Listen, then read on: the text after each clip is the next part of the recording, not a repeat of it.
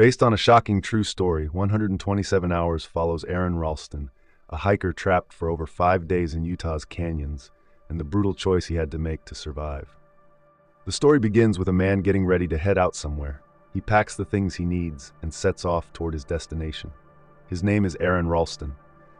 Aron is a daring young man who loves hiking, trekking, and mountain climbing. He often ventures alone into dangerous areas, and he really enjoys recording his adventures.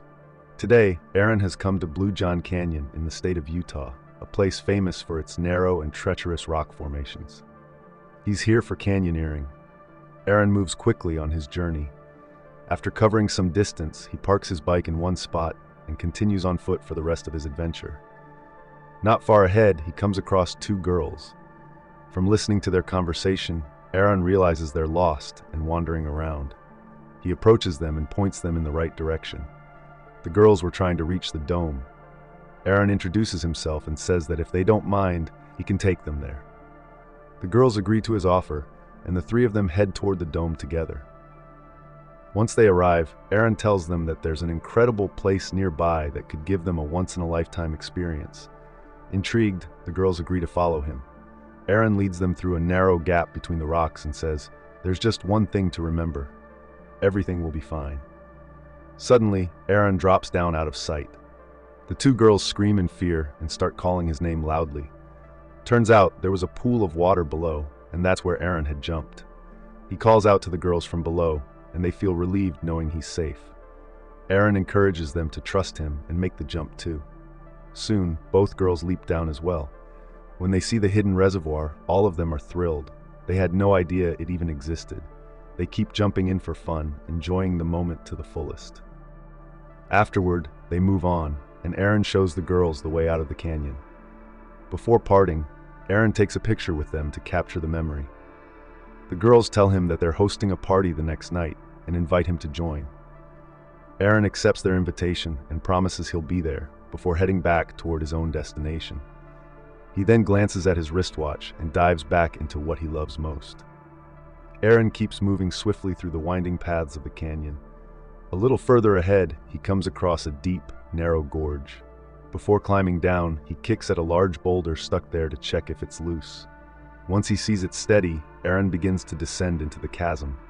As he uses the large boulder to help him descend, it suddenly shifts from its position. He tries to steady himself, but he starts falling along with it. Grabbing onto the walls of the gorge, he somehow manages to land on the ground below. But unfortunately, the boulder crushes his right hand. Aron's scream echoes through the air as his hand gets trapped between the rocks. He struggles desperately to free his hand, even trying to lift the massive boulder in any way he can. He tries everything, but no matter how hard he struggles, his hand won't come out. Panic sets in. He kicks at the boulder, pulls on his hand using his body weight, but it doesn't budge. For a few moments, his mind goes numb. He looks around, assesses his situation, and tries again to pull his trapped hand free. Even with all his strength, Aron can't get his hand out. He pushes with every ounce of energy he has, but the boulder doesn't move at all. It's heavy, unmoving, and completely unyielding.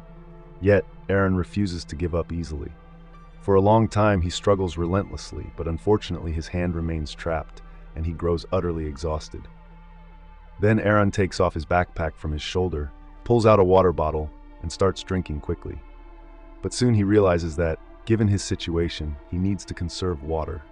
He removes his watch from his wrist to check the time. Aron figures that not much time has passed since the girls left, so he calls out to them loudly for help. But from 65 feet down in the narrow gorge, there's no one within hearing distance. Enjoying the movie so far? Don't forget to subscribe for more. We bring you detailed movie explanations you won't want to miss. Aron now understands that he's trapped in this rugged place with no one around to help him.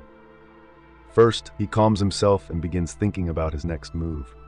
He takes everything out of his backpack to plan ahead. He lays out his food, water, camera, and other supplies on the large boulder in front of him. Among his gear is a multi-tool with a small knife. Using that tiny knife, Aron tries to chip away at the boulder from the side, but it's solid and extremely strong. Because his right hand is trapped, he has to do everything with his left hand, which makes the work even more difficult. But despite everything, Aron doesn't give up.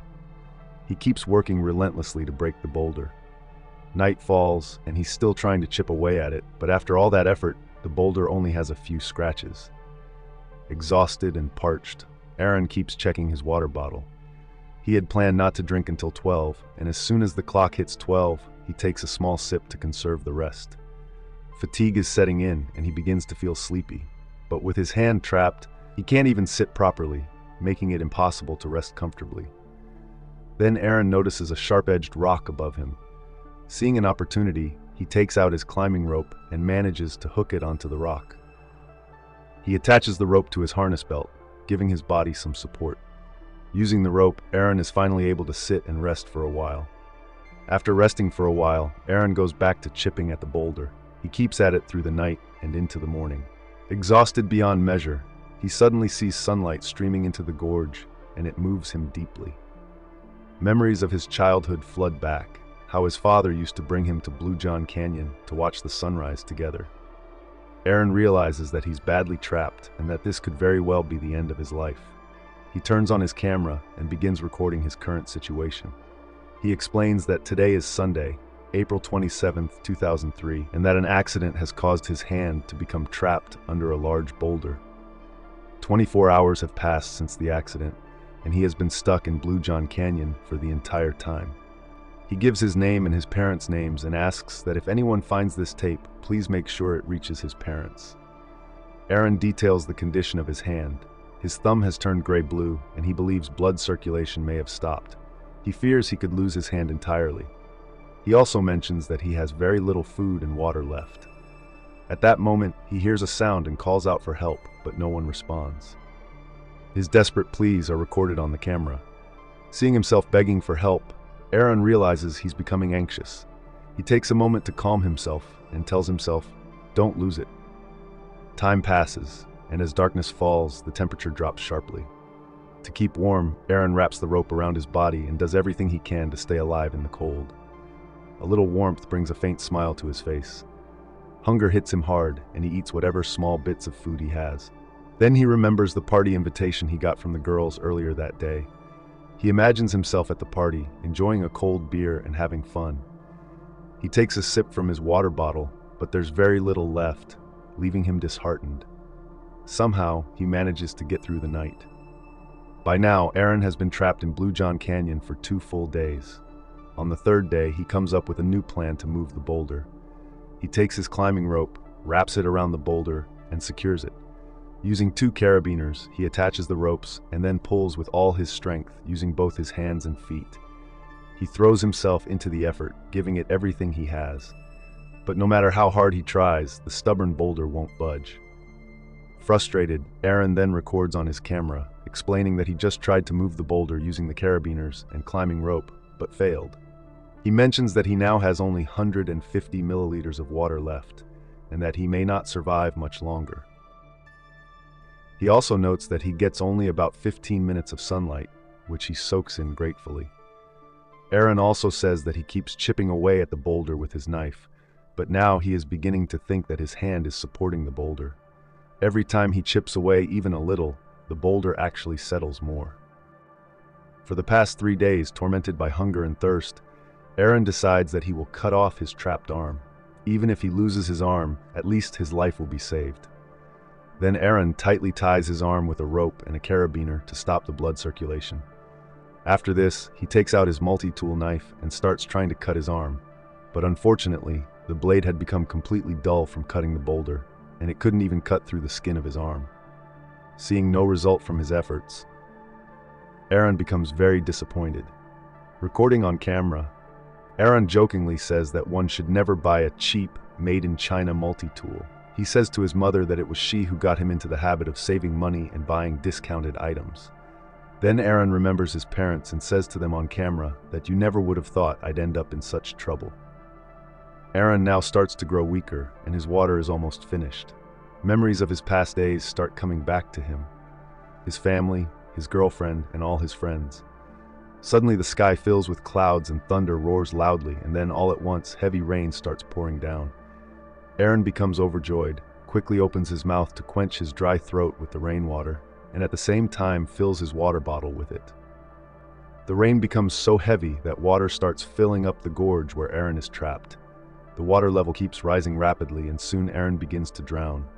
Because his hand is pinned under the boulder, he can't swim out. He starts flailing in the water, trying to escape. Then Aron uses all his strength to try once again to move the boulder, and this time, because of the water, the boulder shifts and Aron pulls his hand free. After that, Aron runs from the spot, reaches his car, starts it, and drives out of the canyon. But the very next moment, the ground seems to slip from under his feet when he realizes it was all just a dream, a hallucination. In fact, because of hunger and thirst, Aron has now begun hallucinating. When he finds himself still trapped there, he starts crying and shouting loudly. In this way, another night passes. Now Aron has been trapped in the Blue John Canyon for 4 full days. The water in his bottle is finished. Because of thirst, his condition has become very bad. Aron even begins to have panic attacks. He encourages himself and suddenly plunges his knife into his arm. Aron is in immense pain, but he somehow endures it. Then he looks at the knife embedded in his arm and realizes that the bone in his hand has stopped the knife from going all the way through. Aron pulls the knife out of his arm. Now he doesn't know what to do next. In this way, the day passes. Aron's condition has now become very bad. He has grown extremely weak. The battery of Aron's camera has also run down. Recording in the camera in utter despair, Aron says that time is moving very slowly and his heart is beating very fast. He says that perhaps this is the last moment of his life and he's about to die at any time now. Aron begins to see glimpses of every small and big moment of his life. He says that this rock had been waiting for him his whole life. This boulder, this gorge, and this Blue John Canyon were his destiny. Coming here, falling here, and getting trapped here were all written in his fate. From the moment he was born, every breath, every action had been leading him to this gorge. And then the battery of Aron's camera dies. Then, believing that his end is near, Aron scratches his own epitaph into the wall of the gorge with the tip of his knife, convinced that he cannot make it out alive. The next morning, the 5th day, as Aron, barely hanging on to his last breaths, regains a bit of consciousness, he sees a vision. In that vision, Aron sees a small child, his future son, and he is playing lovingly with that child.